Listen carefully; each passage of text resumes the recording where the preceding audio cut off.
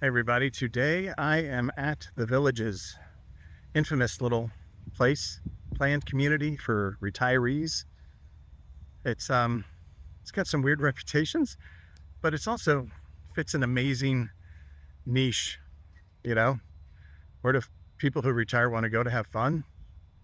The Villages. Let's take a ride.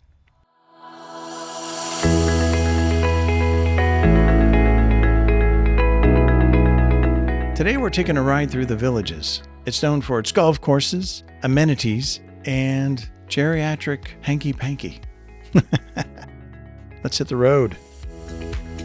All right, Navi-Gators, we're on the road in the Villages. Now, the Villages is someplace I've always wanted to ride through just because I'd heard so much about it. This massive 55-plus retirement community, which is like a Disney World. I just had to ride through it.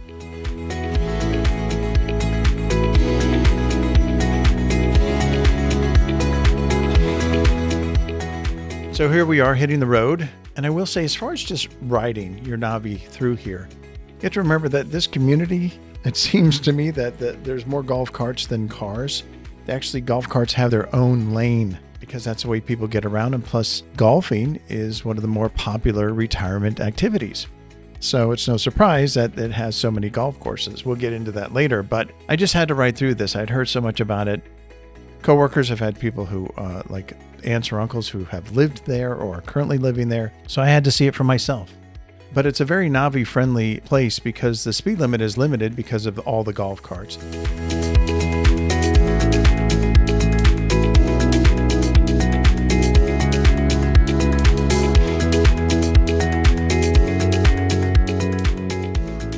Basically, the structure of the Villages are these groupings of residential areas that then feed into these large themed retail areas, which is kind of like a city center almost.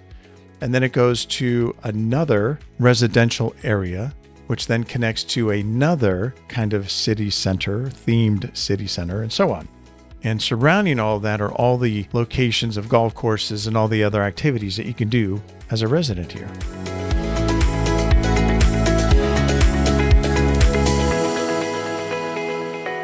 Now, what's interesting about the Villages, it's just so unique on so many different levels. It was developed by a man named H. Gary Morse. And as I mentioned, it's a 55 plus older community, or should I say it's a 55 and older census designated place. What is that? Yeah, I didn't know either. I had to look it up. So what that means is the Villages are an officially designated, unincorporated, populated area. Yeah, right? That can include surrounding smaller populated, unincorporated communities too. Now, doesn't that help? No? Yeah. Let's move on. So the Villages here that we're riding through, it's about 20 miles south of Ocala. And like I said in the beginning, it's big. It's about 32 square miles. And I looked it up and it has almost 80,000 residents living in these, 17 community districts. I don't know if that's a neighborhood or a collection of, I don't know. I didn't want to look that up. But what's interesting is that this massive project started, almost 60 years ago. Two guys, Harold Schwartz from Michigan and his partner Al Tarson, sold Florida land tracts in Lake County via mail order back in the 60s. But in 1968, the federal government said you can't sell real estate by mail order, so they had to change their business model. So in the 70s, they began a mobile home park called Orange Blossom Gardens. Sounds so inviting. But a decade later, they'd only sold 400 units, so Tarson wanted out, and Schwartz bought him out. And then Schwartz brought in his son, H. Gary Morse. This is back in like the early 80s. Now, Morse is the guy that really changed everything. He did his research, and he noted that existing retirement communities that were doing really well offered well-maintained amenities to the residents and had diverse and commercial developments nearby as well. So, Morse began to upgrade the development. Their sales improved so much that Schwartz bought large tracts of land in nearby Sumter and Marion counties as well, and in 1992, this development was renamed as the Villages. Since the 2010s, the Villages is consistently considered one of the best-selling master-planned communities in the U.S.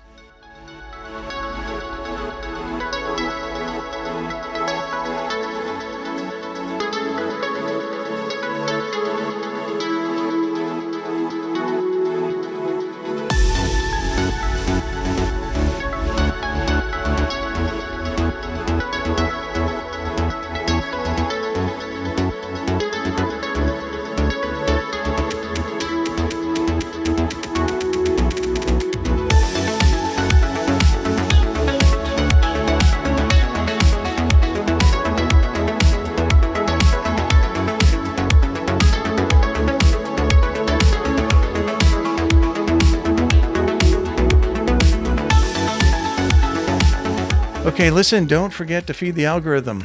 I was actually thinking about calling the alligator here Algo after the algorithm. I don't know. Haven't decided. If you think I should, let me know in the comments. But please don't forget to feed the algorithm. You know, there's some AI robot data mining these videos and seeing if anyone's interested. And they do that by the things people always ask you for. So my goal is to reach 100 subscribers. So if you don't mind doing that, that would be great. The Algo would be happy. Comments are always good because that shows interaction. So if you could do that, that would be great. You don't have to.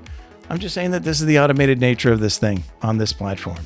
So if you've enjoyed this ride so far and you want other people to enjoy this ride, take a minute and feed the algorithm.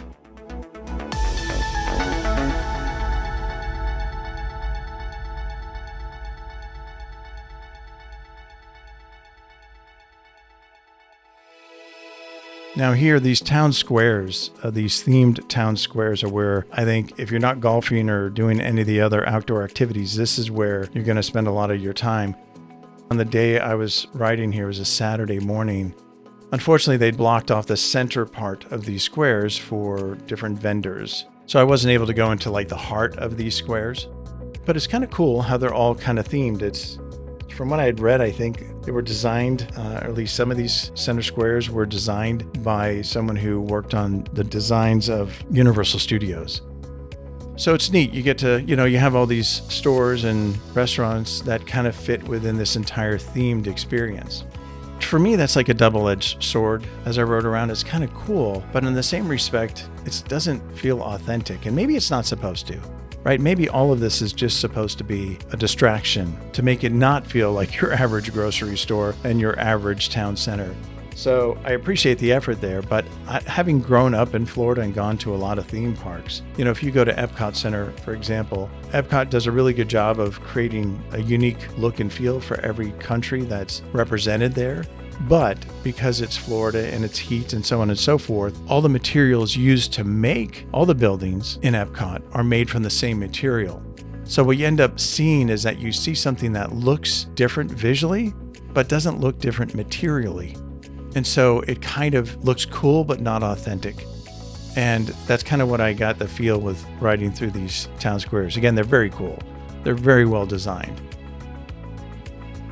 So maybe I'm just overly sensitive to that. But I think if you're a resident here, you don't care, right? If you're a resident here, you just want to go to someplace cool, looks cool, it's different than your average neighborhood, and I get to eat or go to the movies or whatever and have fun with my golf carts because they are everywhere. If you love golf carts, the Villages is the place to be. I mean, look at this. This is just a road with golf cart parking everywhere. It's so unique to it, and it's so different than regular towns and cities. It's one of those things that make this place stand out.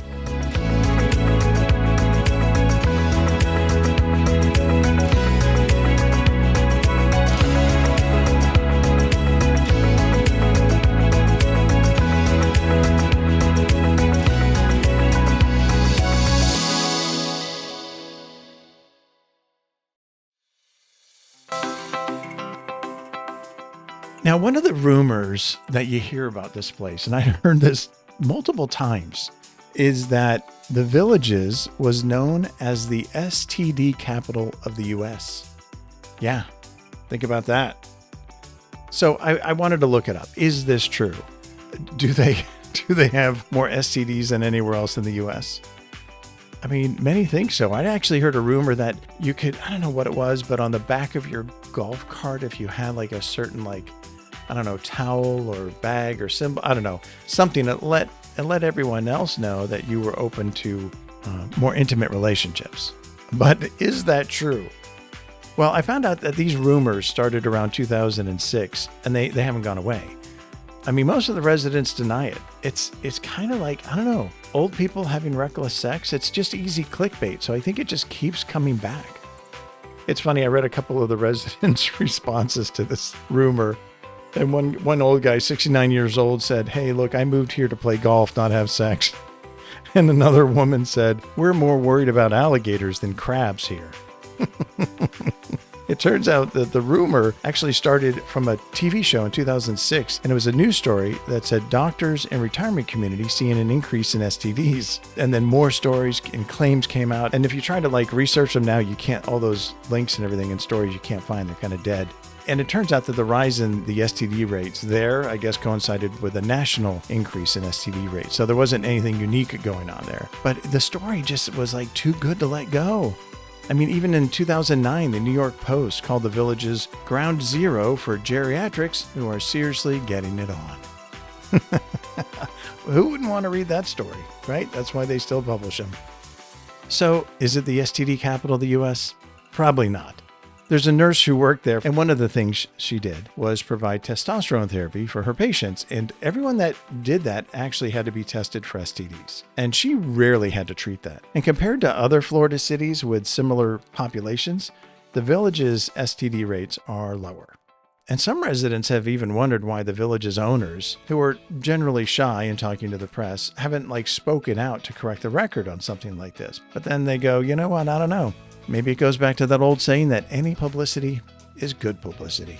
So that whole topic is maybe not something you want to think of as you're taking a nice ride through the villages. But I had heard that rumor and I just wanted to find out for myself. So I think the answer is no.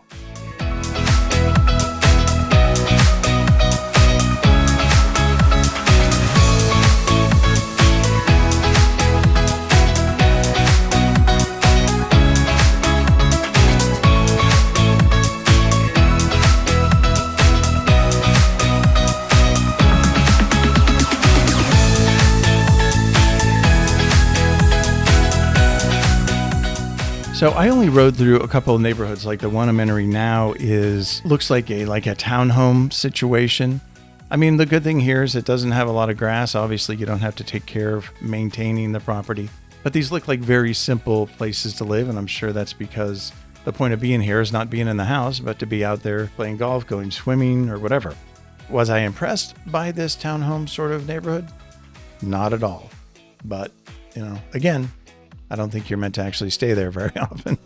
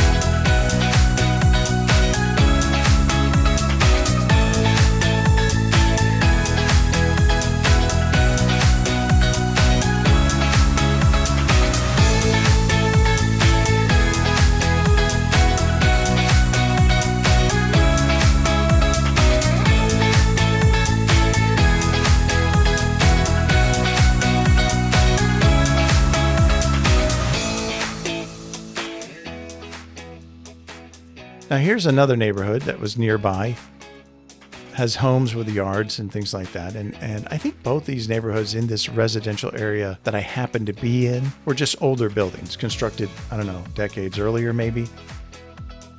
They weren't overly impressive as far as I'm concerned, but again, I don't think that's where the impressiveness is going to come from a community like this. And I'm sure, as from what I've read, they continue to expand, so I'm sure there's much newer builds in other residential sections that I had not ridden through. But it did give me an idea of how they view the living situation versus the amenities.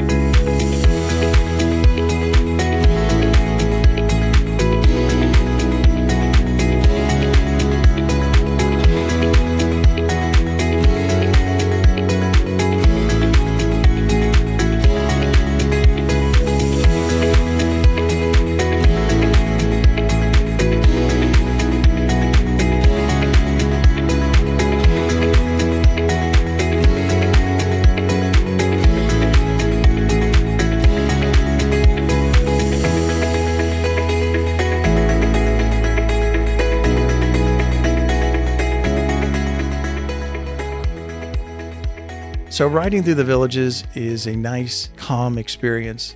Not the most visually stunning, like as far as scenery goes, because it's houses, golf courses, and town squares with the occasional bridge over nice bodies of water.